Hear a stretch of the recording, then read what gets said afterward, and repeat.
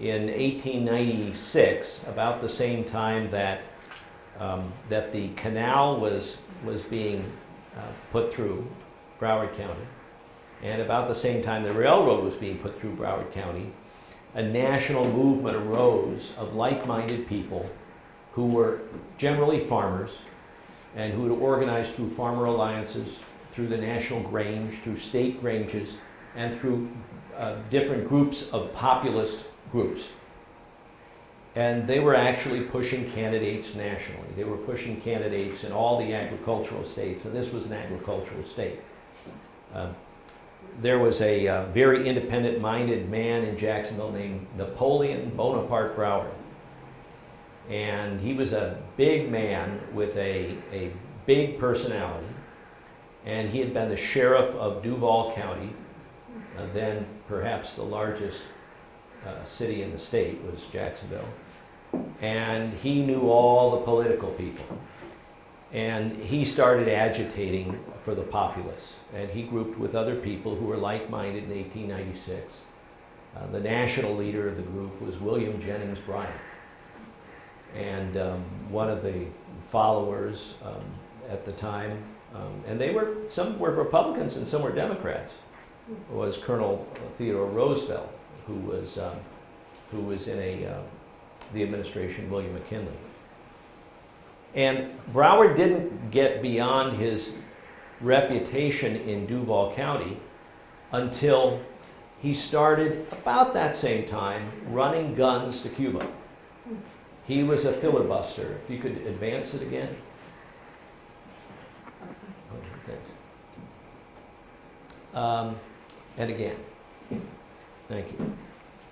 So he became famous in 1895, 1896, before the Spanish-American War was declared, in running guns to Cuba, and he successfully did it 3 times, and he failed once, and he got caught once.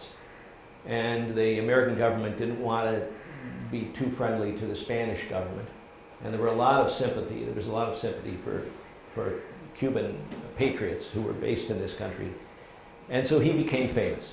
So here, the sheriff of Duval County became famous for breaking international law by running guns and men, guns and hundreds of patriots, to Cuba.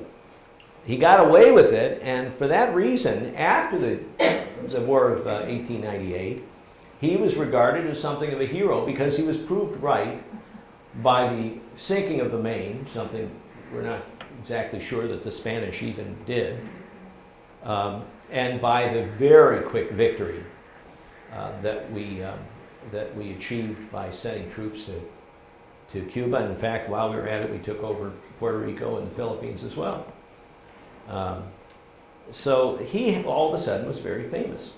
In 1900, with a population that still didn't exceed 50 people or 60 people in this county, which was in the center of Dade County, remember, he became a statewide force and a national name. He didn't get the nomination for governor, and in those days, only a Democrat could be elected governor in a southern state.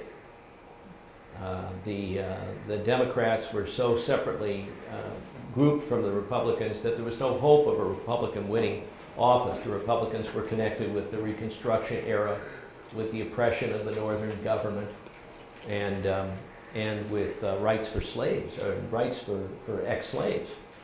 And that would have threatened a lot of the agrarian customs, and the right-thinking Southerners generally did not want anything to do with more rights for former slaves. He didn't get the election. Governor Jennings got the election. And Jennings was a populist as well. Jennings got elected on a platform that was anti-corporate, anti-railroad, anti-canal, anti-giveaway lands.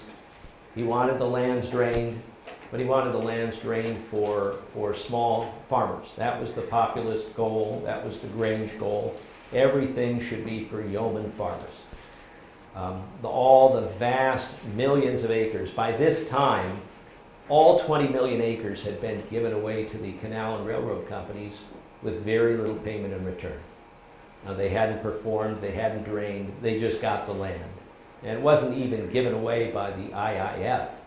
It was given away by the legislature during the years after Reconstruction.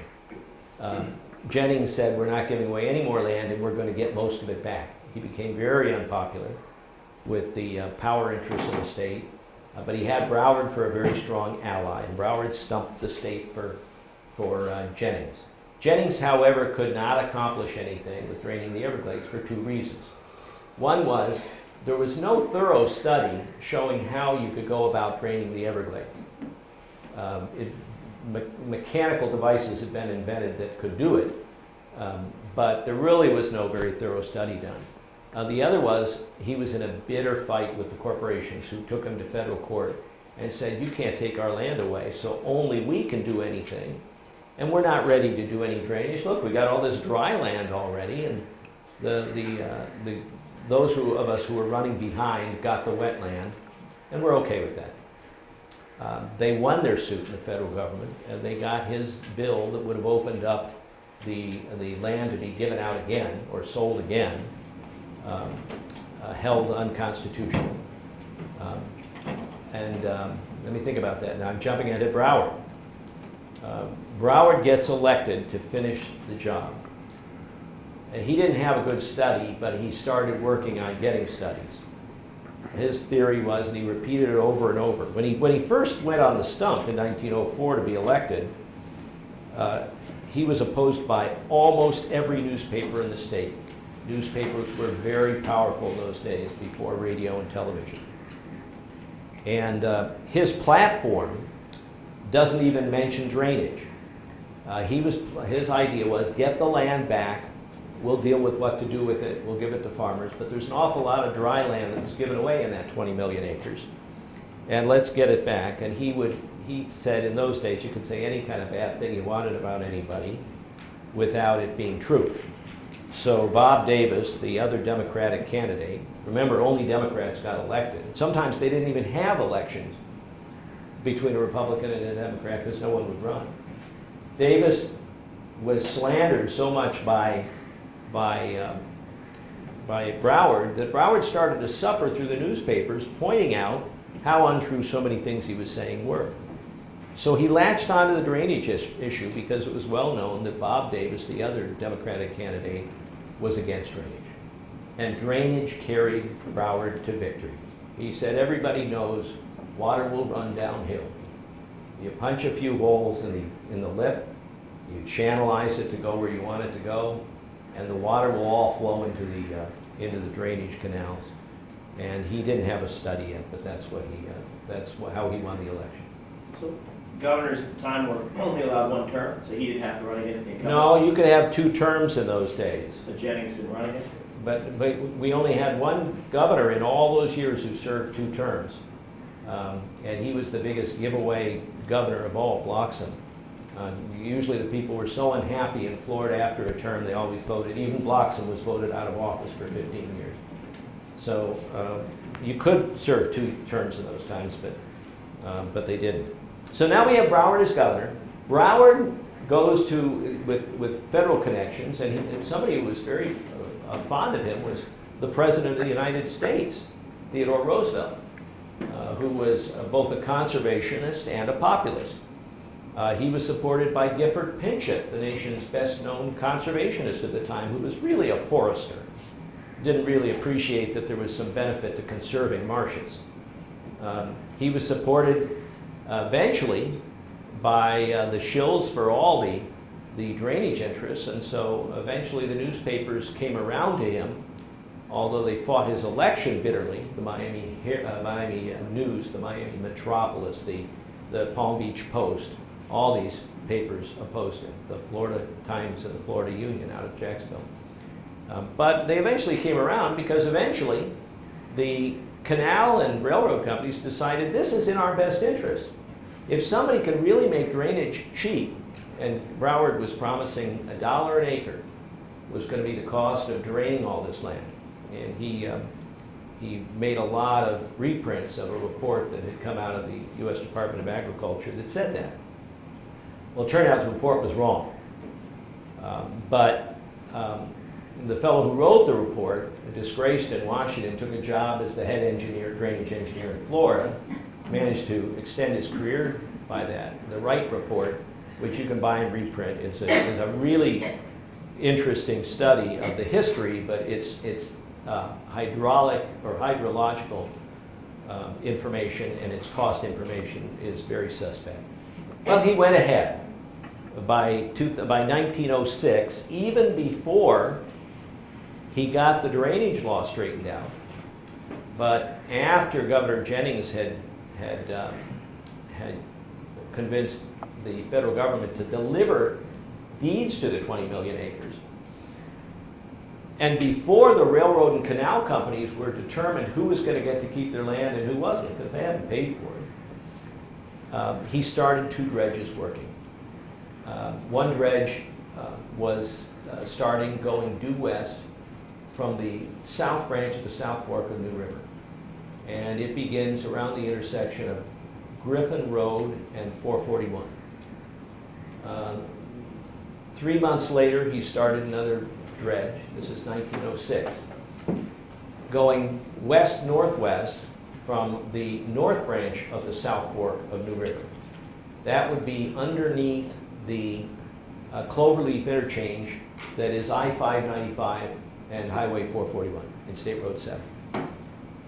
By the time he left office in December of 1908, only 6.5 miles had been dug by the 2 dredges. They're moving along in tandem. He oversaw the construction himself. He had a very maritime kind of career. Been a sloop captain, he'd been a steamboat captain, he'd been a marine wrecker, salvor. He had been a gun runner, of course. He'd been a phosphate miner. He had a very, very tough kind of career of doing all the tough things. And so he oversaw the construction of the dredges here in Fort Lauderdale. And he gave a job to a young man named Reed A. Bryan. Is that right? A. Bryan? Reed Bryan, who was one of the very few settlers here, but was a sharp 29-year-old guy with a bright future. And he said, "You're in charge." And Bryan was in charge of the drainage work heading west out of those 2 places. It took about 4 years. Let's go through some of the photos now, and just one after another, and we'll see some of what was going on. So let me stop here. This is when Broward became governor. Dade County ran all the way from from Stewart all the way down to the Keys. And if you look at that map from 1903, there were no roads at all in South Florida. And there weren't any roads for some time after the turn of the century in mainland South Florida. But there was a railroad that stopped in downtown Miami. Flagler's Railroad had come through in 1896, and that was the only way to travel. You could not travel by road from Fort Lauderdale to Miami. The old road had decayed, and people just took the railroad. There were all different kinds of fares to allow people to do that. The fact is, people rarely went to Miami, which was the county seat by then. So if you look at this area, and now the next map, the next slide. Okay, so this was the typical advertisement that Governor Broward was promoting. You can have these and drain them if you drain and develop them. So he's talking to Miss Florida, and again. On the other side, this is what was done. The slicker ads were done by the newspapers. They had better artists, and they represented the interests of the railroads, which had a lot of money. They were industrialists from up north generally who'd made their money. Flagler, for example, made his money as one of the top assistants to John Rockefeller and Standard Oil. And they pictured him as a guy with an outsized ego, and he just didn't understand what the future was going to bring. Go ahead. They pictured him as a guy who was still living off his fame as the fellow who had the boat that whipped Spain. Both the two friends that did the gun running. And that he was like an ostrich whose head was in the sand, and he really wasn't seeing that everybody in the state wanted our Bob Davis, which wasn't true, of course. The newspapers all wanted our Bob Davis, and Broward got elected. Next. So we can go through about 8 or 9 slides now, slowly, and you'll see what was done. These were the first dredges that were built. You see how they have a little houseboat on top of them. They moved very slowly along. They dredged 60 feet wide initially, and they piled up the dirt on either side of the canal. They could pile the dirt up 18 feet high, the way they dug out the canals, and one side or both today would turn into a roadbed, and people would they would flatten out the top with a steamroller, and people would drive on those. And still today, that's what we drive on next to these major canals. Griffin Road, Orange Drive, examples. There's Governor Broward himself come to inspect, and I think this is probably from the building of one of the dredges that was built locally. Here he is again, showing he's a man of the people. He was what, over 6 feet tall? Oh yeah, and Really? yeah, he was a Washington. very large man. So too was his predecessor Jennings, who he hired then to work for him and to work on Everglades-related legislation. Okay.